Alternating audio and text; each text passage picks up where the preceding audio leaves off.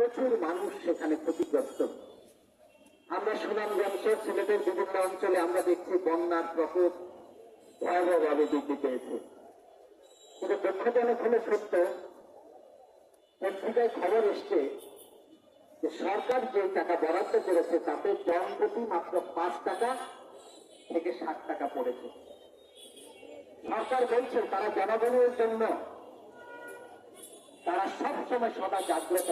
মাননীয় প্রধানমন্ত্রী নাকি রাত্রে ঘুমান না, জনগণের কথা চিন্তা করতে করতে, বাংলাদেশের মানুষের কথা চিন্তা করতে করতে ওনার রাত ঘুমও অনেক রাত ঘুমাতে পারেন না। কিন্তু তিনি মোটামুটি এই যে পত্রিকার খবর জনপ্রতি 5 থেকে 10 টাকার মধ্যে তারা বরাদ্দ করেছে, এতেই তারা খুব খুশি যে মানুষের জন্য তারা অনেক কিছু করেছে। কিন্তু কেন বন্যা হচ্ছে, বন্যার কারণগুলো কি, সেটা স্থায়ী সমাধান করার জন্য যে সরকার দিক থেকে যে পদক্ষেপ নেওয়া দরকার সেই বিষয়ে আমরা বারবার বলার পরে সরকার সে পদক্ষেপ নিচ্ছে না। এর সাথে সংশ্লিষ্ট যারা যুক্ত এবং লুটপাটকারীরা মিলে তারা শুধু প্রকল্প তৈরি করে এবং সেখানে কিছু টাকা কিছু খরচ করে বাড়তে এই করে তারা টাকাটা সেখানে তসরুপ করে। সুতরাং প্রতি বছর আমাদের হতদরিদ্র মানুষ, গরিব মানুষ, এই প্রান্তিক জনগোষ্ঠী তারা এই বন্যার কবলে পড়ে তাদের যা কিছু চলার জন্য ছিল সেগুলো তো তাকে ভাসিয়ে দিতে তাদের চান। আমরা মনে করি এই বনবাসী মানুষের জন্য মানুষের সাথে প্রতারণা না করে তাদেরকে দ্রুত তাদের খাদ্য পৌঁছানো দরকার এবং বন্যার পানি যখন কমবে তখন বিভিন্ন ধরনের রোগ জীবাণু তাদেরকে ধরবে। সুতরাং তার আগে থেকে তার ট্রিটমেন্টের জন্য সে ব্যবস্থা নেওয়া এবং পুনর্বাসনের জন্য তাদের ঘর বাড়ি গবাদি পশু যারা ক্ষতিগ্রস্ত হয়েছে তাদের জন্য সে টাকা বরাদ্দ করার জন্য আমরা সরকারের কাছে দাবি জানাই। এখানে আমরা প্রোগ্রাম করছি, ইতিমধ্যে আমাদের নেতা বলেছেন যে কোটা আন্দোলন চলছে। আমাদের ছাত্ররা, কোমলমুখী ছাত্ররা যারা বিশ্ববিদ্যালয় ক্যাম্পাসে কলেজ ক্যাম্পাসে থাকার কথা তারা রাজপথে নেমেছে। আপনার খেয়াল করে দেখবেন সাধারণ ছাত্ররা ব্যাপক মাত্রায় রাজপথে নেমেছে। এই সাধারণ ছাত্র তো কখনো মিছিল করতো না, তারা রাস্তায় বের হতো না, শুধুমাত্র লেখাপড়া ছাড়া অন্য কোনো কাজে তাদের মনোযোগ ছিল না। সেই ছাত্ররা রাস্তায় কেন? খুবই পরিষ্কার, আপনি জানেন সেখানে প্রায় 56% যদি কোটাই থাকে তাহলে মেধার ভিত্তিতে মাত্র 44% সেখানে নেবে। এমনিতেই চাকরির সমস্যা, কর্মসংস্থানের সমস্যা, এরপরে যদি এই মাত্র কোটা থাকে তাহলে মেধাবী ছাত্র কোথায় যায়? তারা শুধু বলছে আজকে ঠিক আছে, আমাদের দেশে যারা আমাদের দেশের স্বাধীনতার জন্য জীবন দিয়েছে, রক্ত দিয়েছে, আমাদের মুক্তিযোদ্ধাদের প্রতি আমাদের অবশ্যই সম্মান থাকতে হবে এবং মুক্তিযোদ্ধাদের প্রতি সেখানে সকল ধরনের রাষ্ট্র সেই ব্যবস্থা করবে, সেটা আমরা মনে করি এবং সেটা করা হচ্ছে। মুক্তিযোদ্ধা ভাতা সহ সামগ্রিকভাবে তাদের জন্য করা হচ্ছে। কিন্তু আজকে যদি মুক্তিযুদ্ধের এত বছর পরে ৫৫ বছর পরে গিয়ে আমরা যদি বলি যে মুক্তিযোদ্ধাদের নাতি পুতিরাও পর্যন্ত সেই কোটা পাবে, সেটা তো খুবই অন্যায়। কেন? আপনি যুদ্ধ করেছেন দেশের জন্য, আবার শুধু আমাদের মুক্তিযুদ্ধে যারা প্রত্যক্ষ যুদ্ধ করেছে শুধু তারাই যুদ্ধ করে না, এটা মনে রাখবেন। দেশের অল্প কিছু রাজাকার আলবদর ছাড়া সবাই যুদ্ধ করেছে। কিভাবে? অনেকে এফেক্টেড এবং মুক্তিযোদ্ধাদের আশ্রয় দিয়ে বিভিন্নভাবে সহযোগিতা করে দেশের মানুষ যদি মুক্তিযোদ্ধাদের পাশে না দাঁড়াতো তাহলে তো দেশটা স্বাধীন হতো না। অনেক মুক্তিযোদ্ধা আছে তিনি তো সার্টিফিকেট নেন নাই। আমাদের দলের, আমাদের এই বাসদের যদি উপদেষ্টা কংগ্রেস খালিদুজ্জামান, তিনি তো তার সার্টিফিকেট নেন নাই, তিনি তো মুক্তিযোদ্ধা, তিনি তো সম্মুখ যুদ্ধে লড়াই করেছেন। অসংখ্য মুক্তিযোদ্ধা তারা তো নেন নাই, তারা তো এই মানে সরকারের যে ভাতা, এই ভাতার জন্য তারা নেন নাই। বলতে আমরা তো মুক্তিযুদ্ধ ভাতার জন্য করিনি, আমরা তো দেশের জন্য করেছি, আমরা ভাতার জন্য করি। কিন্তু সরকার সেখানে মুক্তিযোদ্ধার নামে ভুয়া মুক্তিযোদ্ধা তৈরি করে, আওয়ামী মুক্তিযোদ্ধা তৈরি করে। 55 বছর বয়সে সে কি করে মুক্তিযোদ্ধা হয়, 60 বছর বয়সে সে কি করে মুক্তিযোদ্ধা হয়? আপনার সরকারি কর্মকর্তা আমলা, পত্রিকা আসছে, এটা আমার কথা না, পত্রিকায় দেখছেন আমলা মুক্তিযুদ্ধের ভাতা নিচ্ছে অনেকদিন ধরে, মুক্তিযুদ্ধের সহযোগী সেখানে সকল ধরনের সুবিধা নিচ্ছে, তার বয়স হলে 62 বছর, কিন্তু সে মুক্তিযুদ্ধ করেছে, কেমন সে করলো? এই যে বিষয়গুলো, অর্থাৎ অনেক ভুয়া মুক্তিযোদ্ধা তৈরি করে আওয়ামী লীগের, সেখানে আওয়ামী লীগের সাপোর্টার তাদেরকে ভুয়া মুক্তিযোদ্ধা তৈরি করে সেখানে তাদের এই সুবিধাগুলো দেওয়া হচ্ছে। আমাদের ছাত্ররা এগুলো দেখছে, আমাদের জনগণ দেখছে, তখন তারা বলছে যে এই ধরনের অন্যায় করা যাবে না, তারা রাজপথে নামছে। এখানে হাইকোর্ট দিয়ে তারা সেটাকে ঝুলিয়ে রাখতে চাচ্ছে। আমাদের সরকার মনে করছে তারা খুবই চালাক, হাইকোর্ট দিয়ে তারা যেতে যাবে। মাননীয় প্রধানমন্ত্রী একদিন বেশি টাকার কথা ছিল কিনে একদিন আগে চলে আসলেন কেন? কি সমস্যা হচ্ছে আপনার? এত সোজা না, মনে করেন না আপনার উপরে আপনার ক্ষমতা, আপনি এমন ক্ষমতা কাউকেই পাত্তা দেন না, সবাইকে তুচ্ছ তাচ্ছিল্য করেন। আমাদের দেশের বুদ্ধিজীবী, আমাদের দেশের যারা সরকারের এই অন্যায় অত্যাচারের বিরুদ্ধে কথা বলেন তাদেরকে ঠাট্টা তামাশা করেন। টিআইবি সহ আমাদের যেসব সংস্থাগুলো, যারা গবেষক, অর্থনীতিবিদ, রেহান সোহানের মতো মানুষ, যারা বাংলাদেশের অর্থনীতির উপর যাদের মৌলিক গবেষণা আছে, তাদের নিয়ে অনেক ঠাট্টা তামাশা করেন। আমরা বলছি বহু ঠাট্টা তামাশা করেছেন, কিন্তু মানুষ ক্ষুব্ধ হচ্ছে, একটা জমিন তৈরি হচ্ছে, এর অন্যায় তারা মানবে না। সুতরাং আজকে ছাত্র রাস্তায় নামছে, সেই ছাত্রদের উপরে লাঠিপেটা হয়েছে, আমরা এই তীব্র নিন্দা জানাই।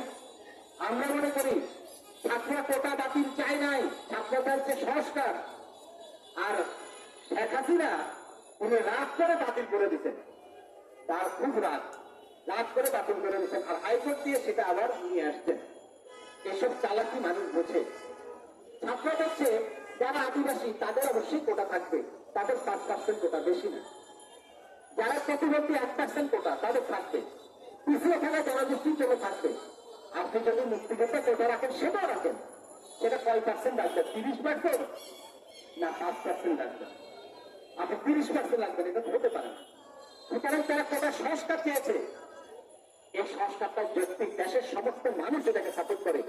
আমি সরকারের প্রতি আহ্বান জানাতে চাই, ছাত্রদের উপরে দমন পীড়নের দিকে না গিয়ে আপনার ওই ছাত্রলীগের সন্ত্রাসী বাহিনী না লাগিয়ে দিয়ে, ওই পুলিশ লাঠিয়াল পুলিশ বাহিনী না লাগিয়ে দিয়ে আপনি দাবি মেনে নেন, নির্বাহী বিভাগ থেকে ঘোষণা দেন এবং ছাত্র থেকে ফিরে আসুক, এটাই আমরা চাই। প্রিয় বন্ধুগণ, আমরা আজকাল এই সমাবেশ করছি যে সময়, দেখেন আমাদের যারা এই যে আজকে আমাদের শহরটা বাঁচিয়ে রাখে কারা, একটু খেয়াল করে দেখবেন। আমাদের ওই সুইটাররা, যারা আমরা বলি সুইটার, তারা কিন্তু আমাদের এই পরিষ্কার পরিচ্ছন্নতার, নগর পরিচ্ছন্নতার কাজ তারা করে। তারা 400 বছর ধরে এই বাংলাদেশে অবস্থান করছেন। 400 বছর আগে তাদেরকে তেলেঙ্গানা থেকে, বিহার থেকে, আসাম থেকে নিয়ে আসছে বাংলাদেশে, এনে ব্রিটিশরা তখন এখানকার পায়খানা প্রস্তাব পরিষ্কার করা সহ এইসব কাজগুলো তারা করত। আগে তো আর স্যানিটারি পায়খানা ছিল না, পুরো পায়খানা, সেটাও তারা পরিষ্কার করতো এই মানুষগুলো। আজকে যেসব সারা দেশে তারা আছে এবং সেখানে তাদের জায়গার উপরে তারা কোন জায়গা, যেখানে নোংরা জায়গা, সেসব জায়গাগুলো তাদের দেওয়া হচ্ছে তাদের থাকার জন্য। ওই জায়গাগুলোর তখন তো এত দাম ছিল না, এখন তো এগুলোর কম দাম হয়ে গেছে। হাতে আমরা দেখি বংশালে নিরন বিদ্যা, সেখানে সুইটাররা 400 বছর ধরে আছে। আগে তারা ওখানে থাকতো, গুন্ডা আবর্জনা ছিল, এখন তো জায়গার দাম অনেক হয়ে গেছে, এখন 1% কোটি টাকা। সুতরাং মেয়র তাতক শেখ হাসিনার বাহিনা এখন সে জায়গা দখল করতে চায়, সেখানে মার্কেট করতে চায়, এই করে তারা ওখান থেকে তাদের উচ্ছেদ করতে চায়। শুধুমাত্র যারা সিটি কর্পোরেশনে কাজ করে তাদের জন্য যে বিল্ডিং হবে, সেই বিল্ডিং এর মধ্যে তাদের জন্য সেখানে জায়গা থাকবে, আর কোথাও জায়গা থাকবে না। সুতরাং তারা প্রতিবাদ করছে, তারা বলছে আমরা কোথায় যাবো, কারণ আমরা তো মেথর, আমাদের ফিউচার, আমরা তো সাধারণ মানুষের মতো করে অন্য জায়গায় বাসা ভাড়া নিতে পারি না, থাকতে পারি না, কারণ মানুষ আমাদেরকে থাকতে দেয় না। তা আমরা থাকবো কোথায়? এটাই তো আমাদের জায়গা। সুতরাং সিটি কর্পোরেশনের কাজ করতে পারি অথবা অন্য কোনো জায়গায় কাজ করতে পারি, আমার জায়গা এখানে, আমার এখানে ব্যবস্থা করতে হবে, এটা তাদের অপরাধ। নিয়ম তাপস সেখানকার কাউন্সিলর আওয়াল এই সন্ত্রাসী বাহিনী দিয়ে ভীষণভাবে তাদের উপর আক্রমণ করলো এবং গত পরশুদিন নির্মমভাবে তাদের উপর আক্রমণ করলো। আমরা বামজোটের পক্ষ থেকে, বাসদের পক্ষ থেকে আমরা তাদের পাশে দাঁড়িয়েছি, তবে আমরা তাদের পাশে দাঁড়িয়েছি এবং সে লড়াই হয়েছে। আপনাদেরকে সেটা করতে কোনো বাধা নাই। ওই সন্ত্রাসী বাহিনীদেরকে সেখানে আমাদের সুইপাররা একত্রিত হয়ে প্রতিরোধ করে তুলতে পেরেছে, ওরা ল্যাব ছড়িয়ে পালাতে বাধ্য হয়েছে। আমরা বলেছিলাম সরকারকে, এই অসহায় মানুষ তার জায়গা থেকে তাকে উচ্ছেদ করবেন না। একদিকে দেশের সম্পদ লুটপাট হয়ে যাচ্ছে, সেদিকে খবর নাই, আর দরিদ্র অসহায় মানুষ এই হরিজনরা তাদের জায়গা থেকে তাদেরকে আপনি উচ্ছেদ করে মার্কেট কেন করবেন? আপনার সে কথা বলছি। এদিকে আমাদের নেতৃবৃন্দ বলছেন দেশটা যে কোথায় গেছে মদের মূল্য, একসময় বলা হতো, কারণ ওই মদরা আক্রমণ করতে আমাদের চট্টগ্রাম হয়ে এই দিক দিয়ে আপনার কক্সবাজার চট্টগ্রাম হয়ে আমাদের এই অঞ্চলে মদরা যুক্ত, এবং তাদের অনেক সময় তারা এই আমাদের এই বঙ্গে যারা ছিল তাদেরকে পরাজিত করে করে একদম মদ বাজার পর্যন্ত চলে আসছে। এই জন্য মদ বাজার হয়েছে আপনারা জানেন। ওরা আমাদের ওদিকে মাঝে মাঝে ওরা ফেনী নদীর কারণে, নদীর স্রোত তখন খুব ছিল, তখন আর এইদিকে আসতে পারে নাই। এখানে বহু জায়গায় দেখছেন ওদের নামে বিভিন্ন অঞ্চল আছে, যদি একসময় তারা শিখতে পারেনি। কারণ তাদের খেয়াল খুশি ভেবেছে তাই করতে পারে। আজকে মদের বললো, এই কারণে আমরা বলি মদের বললো, মদ যেমন সেই সময় কারো কথা শুনতো না, সে যা খুশি মনে হয়েছে সেই কাজই করতো। আজকে বর্তমান আওয়ামী লীগ সরকার, শেখ হাসিনার নেতৃত্ব সরকার, তারা তেমনই কাজ করতো। বেনজিরের কি পাওয়ার ছিল আপনারা জানেন, তিনি পুলিশ প্রধান ছিলেন, তিনি যখন র্যাবের প্রধান ছিলেন, তার ভাবসাক কি টেলিভিশনের সামনে যখন তিনি কথা বলতেন, খেয়াল করে দেখতেন তার অঙ্গভঙ্গি কি শরীরের, মানে তিনিই তো সরকার, হাসিনাকে তিনিই তো রাখছেন। এই পুলিশ, এই আর্মি, এই আমলারা, তারাই তো শেখ হাসিনা রাখছেন। তো মাননীয় প্রধানমন্ত্রী আপনি কি জানতেন না যে তার এই ফ্ল্যাট, এই তার এত কিছু তৈরি হচ্ছে, শত শত একর সম্পত্তি তৈরি করছে। ওই যে পরিমণিকে নিয়ে যে ঘটনা করলো বোট ক্লাবে, সে বোট ক্লাবের সভাপতিও তো ছিল তিনি। এটা কি আপনারা জানতেন না? কিভাবে হলেন? সুতরাং প্রধানমন্ত্রীও জানতেন, সবাই জানতেন, কিন্তু তার বিরুদ্ধে কোনো পদক্ষেপ নেয় না। কেন নেবেন? এই মেনজির আজিজরাই তো শেখ হাসিনাকে ক্ষমতা রাখছে, রাতের বেলা ভোট দিয়া জনগণকে ভোট থেকে বঞ্চিত করে ক্ষমতা রাখছে। সুতরাং তার বিরুদ্ধে কেন সে পদক্ষেপ নেবে? এখন প্রশ্ন হলো হঠাৎ করে পদক্ষেপ নিল কেন? হঠাৎ করে সরকার পদক্ষেপ নেয় নাই, কারণ ওই যে সরকারের বিভিন্ন অংশের মধ্যে যে বিরোধ, তাহলে একজনে এত টাকার মালিক হচ্ছে, আরেকজন হতে পারে নাই, এর বিরুদ্ধে ওর বিরুদ্ধে ওর, এই যে তাদের বিরোধের কারণে জিনিসটা সামনে চলে আসছে বলে এখন তাদের বিরুদ্ধে পদক্ষেপ দিতে বাধ্য হচ্ছে সরকার।